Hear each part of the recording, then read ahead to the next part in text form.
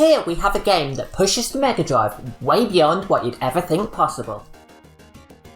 This game includes rotating background graphics, rotating background texture, 3D vector sprite objects, 3D vector polygon graphics, real-time zoom, and full motion video compression. The game even boasts all this every time you start it up. And this game is Red Zone. But is it any good? Let's find out.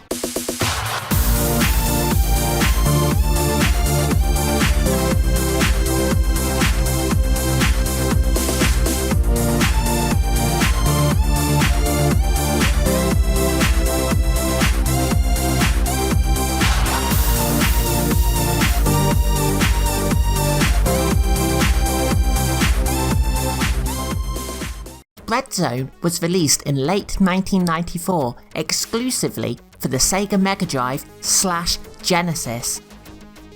It was published by Time Warner Interactive and developed by Zyrinx.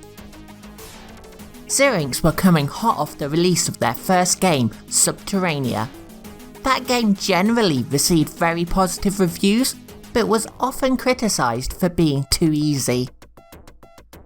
During development for the second game, they went through the working titles of Commando Raid and Hardwired before settling on Red Zone, which should not be confused for the Psygnosis bike racing game of the same name. I've been looking for freedom.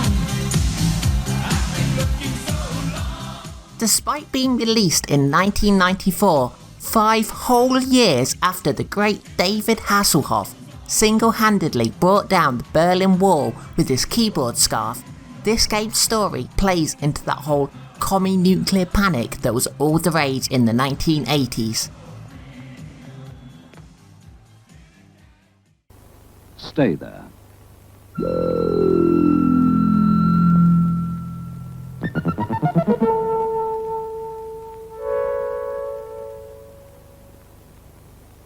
The story is that the fictional former Soviet Union country of Zyristan has fallen under the rule of the despotic dictator Ivan Retovitz. He wants to start a nuclear war for some reason, and you have 24 hours to stop him. This is shown in this rather impressive FMV cutscene at the start of the game. Not only does this set up the story, but it also serves as a primer for some of the visual delights that this game has to offer. This game is split into segments with 2 main styles of gameplay. You've got the helicopter segment, and then you've got the shooty bang bang gun on the floor segment. In the helicopter segment, you take control of an Apache attack helicopter kitted out with an array of enemy annihilating weaponry. You have a 30mm chain gun that is great for tearing through enemy foot soldiers. The Hydra 70 rockets will show enemy tanks just who's in charge around here. The AGM-114 Hellfire missiles home in on your targets to blow them to pieces. Lastly, you have the FIM-92A Stinger missiles for air-to-air combat to blast Ivan's choppers and fighter jets out of the skies. Now, with an arsenal like this at your disposal, you may assume that you're in for an easy ride and that the bad guys don't stand a chance. Wrong!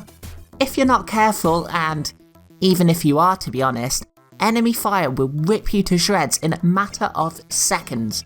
You get no room for error in this thing at all, and only 1 life. It's not only the amount of damage you've got to keep your eye on, it's also whereabouts on the helicopter you're taking the damage.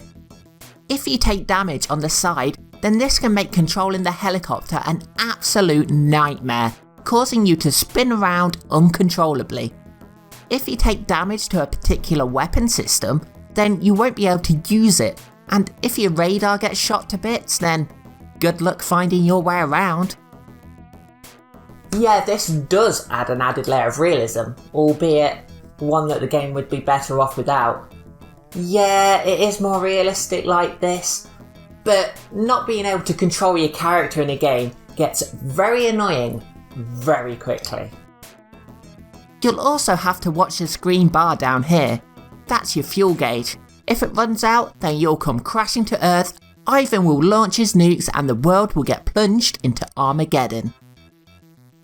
Your ammo is pretty limited too, so that's another thing that you'll have to keep track of. It's surprising just how quick you can shoot through 1100 chain gun rounds, and you'll soon be left with nothing to defend yourself. There are ammo, repair and fuel pickups dotted around the map, although sadly they're not as common as you'd like. Getting to one without getting shot down or running out of fuel is a lot easier said than done. And finding your way around isn't always that easy. The way the map and the helicopter both rotate is somewhat of a graphical marvel for the humble Sega Mega Drive, but again, it's something that comes to the detriment of the gameplay. It can be really disorientating, and it's easy to lose track of which direction is which, so I have to keep going back to the map screen to try and orientate myself. This game would be better if either the helicopter was fixed and the map rotated around it, or better still, if the map was fixed and the helicopter rotated inside it, just like in Desert Strike. Yeah, when discussing games about attack helicopters from this era, it's never going to be long before EA's Strike series gets brought up. In Desert Strike, the map is fixed at this isometric angle and the helicopter is free to move around and rotate around inside it. It may not look as flashy, but it certainly plays a lot better for it. In Red Zone, you do get these little yellow dots which point you in the direction of your next objective, which they are helpful to an extent. The problem is that you still need to plan your route around enemies, obstacles and pickups to make sure that you get there in one piece. The objectives of the helicopter segments usually involve blowing something up and then landing at a base so you can go inside and finish a job in person. This brings us to the on-foot sections. These play in an overhead run and gun sort of style, similar to things like Akari Warriors or the Chaos Engine. Here you get to choose between 3 different heroes to get the job done. Firstly, there's Shades, who's apparently made the wearing of sunglasses his entire personality as he wears them everywhere, even indoors. He's equipped with a machine gun and some grenades in addition to his stylish eyewear. He's the character that I use the most in my playthrough, as the grenades are super useful for killing enemies that hide behind sandbags. Secondly, we have Rocco. He doesn't have any cool sunglasses, but he does have a flamethrower that can also shoot rockets. He can deal a lot of damage, but the short range of the flamethrower is rather problematic, as it puts you up close and personal to the enemy who just love to shoot you in the face. When you kill an enemy with the flamethrower, they don't just disappear, they writhe around in flaming agony as they are burnt alive before becoming a rather grim char-grilled corpse. And also, if you try walking over the enemy corpses, you slow down as you trudge over the cadavers. Lastly, we have Mirage. I have no idea why she's standing like that. Either she's got an extreme case of rickets, or she's joined a deathcore band. Or, she shat herself or something like that, I don't know. She has an Uzi submachine gun and throwing knives. She plays quite similarly to Shades, but with knives instead of the grenades. While the knives are the inferior weapon, they do have a cool feature where if you miss a throw, you can go over to the knife and pick it back up and use it again. The 3 characters also act as a life system. If one of them dies in one of these sections, then you can go back in with one of the remaining characters. Lose them all and it's game over. Although for some reason there are some parts where even if you die then it's game over regardless of how many remaining characters you have. This can get really annoying. You can play a level for a good 20 minutes, being extra careful not to lose a single soldier, and then you die and you get a game over, even though you still have the other 2 characters ready to go. What's that about? Unfortunately, your ammo in these sections is really limited too. Even your basic weapons only come with about 50 bullets, and it will take quite a few of them to dispatch a single enemy.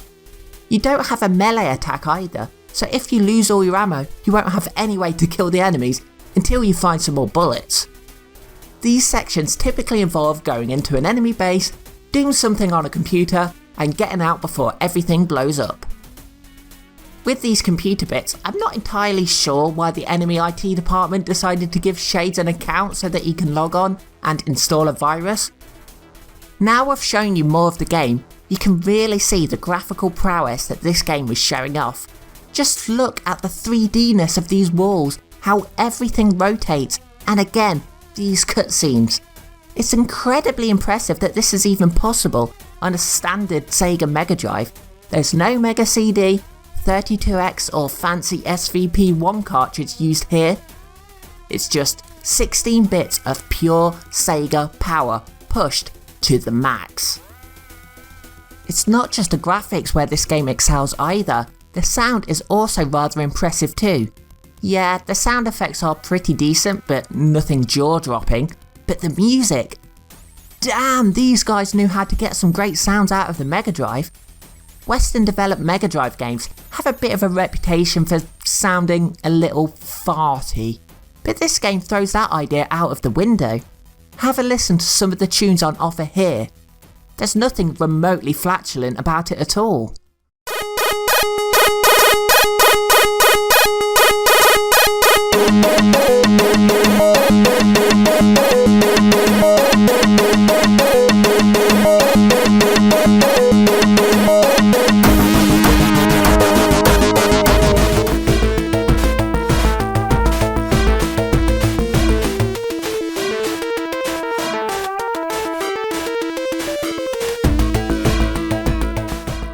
So this game does have a lot going for it, but it does have one big, huge, gigantic, colossal negative. And that's the difficulty. Oh god, the difficulty. This game isn't just hard. No. This isn't just a hard game. This is a concrete statue of Ross Kemp with a giant erection level of hard. I'm not averse to a hard game. You know, some of my favourite games are pretty damn challenging. You know, like Contra on the NES or Super Ghouls and Ghosts on the SNES. I love those games and they are very hard. Albeit in a mostly fair way. And unfortunately, you can't really say that Red Zone is hard in a mostly fair way. Or even a remotely fair way. At all. Yeah, let's get into that. As I've touched on, the helicopter is as fragile as a QAnonner's grasp on reality, and ammo can be rather scarce. This is compounded by the sheer number of enemies that you have to take out at times. The on-foot sections are a bit more forgiving, but the limited ammo is equally, if not more, problematic here. To show you just how hard this game is, let me show you the second mission of the game, which is basically the first proper mission, as the first mission is just go somewhere and get a disc off someone. You don't even have to shoot anything, so that one doesn't really count. So yeah, mission 2. Here it is. Anyway, for mission 2, you need to go to an enemy base, install a computer virus on their system, and get out of there. For some reason, you were given a super tight arbitrary time limit of 1 minute to go and destroy an enemy radar dish as soon as the level starts. Why do we only have 1 minute? That's not explained. To get to this dish, there's only one way in because of all these pylon things in the way, which must extend up to outer space or something because we can't just simply fly over them in our helicopter. So there's only one way in, and it's guarded by this cannon that will tear you to pieces. To make it worse, there's no way to destroy it. You are equipped with 4 different weapons so that you can take out enemy tanks, planes, helicopters, and even submarines. But for some reason, not this sodding cannon. Why not? It's not explained. This is one of the first enemies you come across in the game. It has insanely high attack power, it's indestructible, and it's unavoidable. So you just have to fly under it to get to the base. You'll definitely take a lot of damage here, it's unavoidable, but after a few tries you should be able to get through with at least some of your chopper intact. So once you get what's left of your helicopter into the base, you have to quickly blow up the radar dish so that the time limit doesn't run out, and then land so you can go inside. At first, this seems okay. There's a few enemies but nothing too bad, so you take them out and admire this rather wonderful table and chairs. Anyway, you just continue going along, kill this guy, go through this door, and dead. Yep, your first proper level has a trap that you won't know is coming unless you've played it before. The only way to get through this without dying is to either throw a grenade into the room or very carefully blow up this exploding barrel to set them all off. So then you just continue along, kill a few more bad guys and load the virus onto the computer system. This then causes the place to self-destruct for some unknown reason, and we've only got 1 minute to get out. So I head back the same way I came in, and I'm met with a locked door blocking my way. Even though I went through that door just a couple of minutes ago, now I can't. So I head back to see if I've missed a key or something. All the time the clock is ticking, and then boom, game over. It turns out that in the computer room there's a box of explosives and you need these to blow the door open.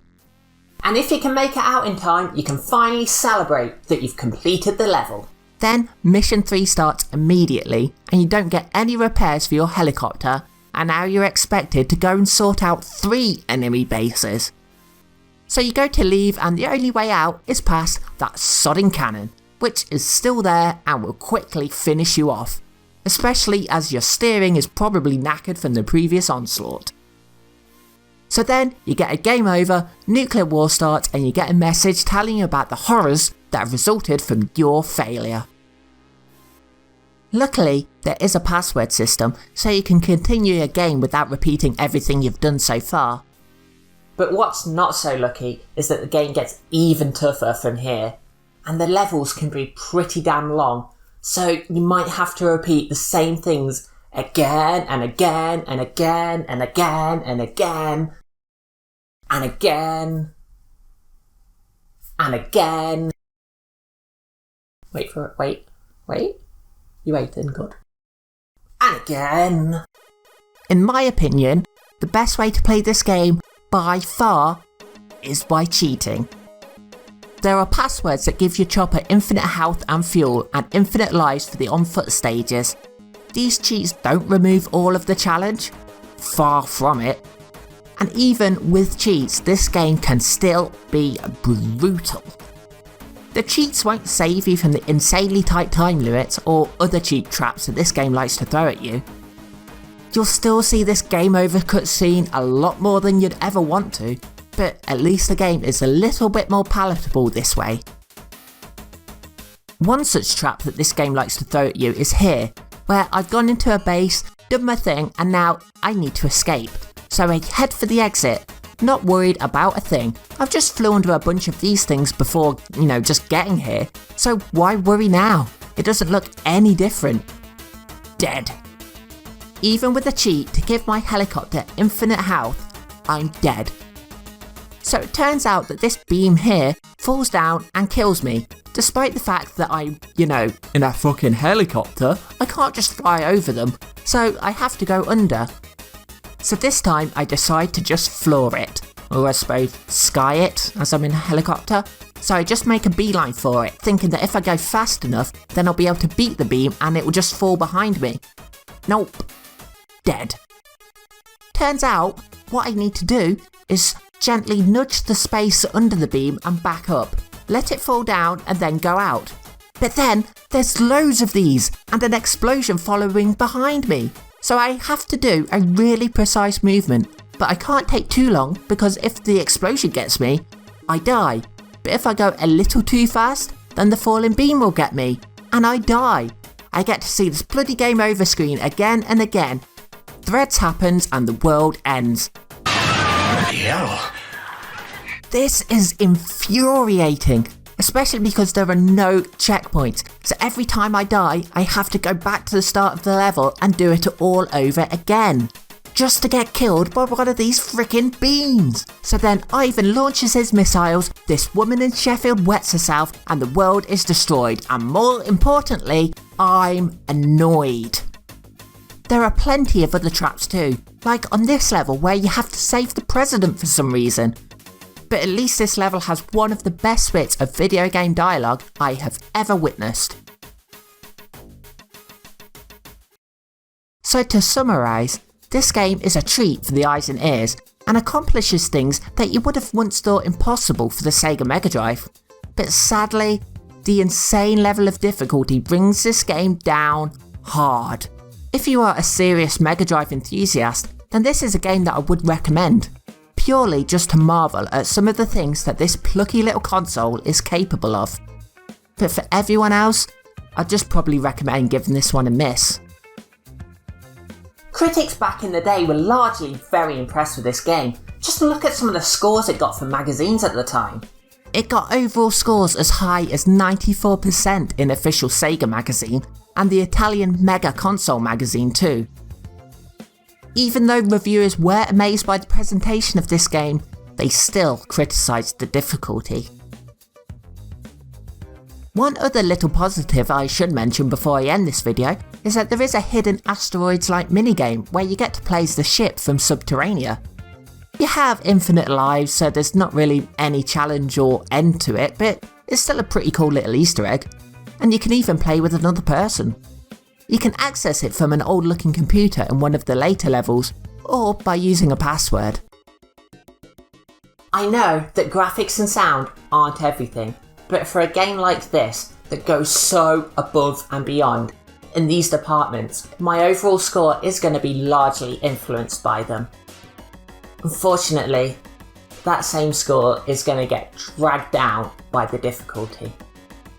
Yes, this game does demonstrate a very impressive degree of technical virtuosity, but that crushing and downright unfair level of difficulty is gonna hit this game hard, and as a result, I can't really give this more than a 6 out of 10, and sadly, I'm not going to be going back to it in a hurry.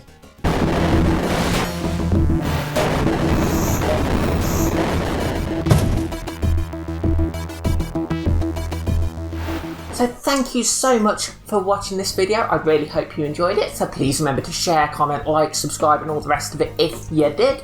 And smash that bell icon to be notified whenever I upload a video.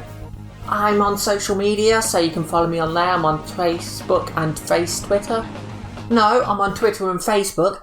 That's better, isn't it? And I'd like to give a humongous shout out to these amazing people. So we have Branwen Shoop, Eddie, Magnus Rose, House of the Ted, Mr. Wolfwood, Stuart Christopher Brownlee, Cole Deakin, and Taito Adol 3. So until next time,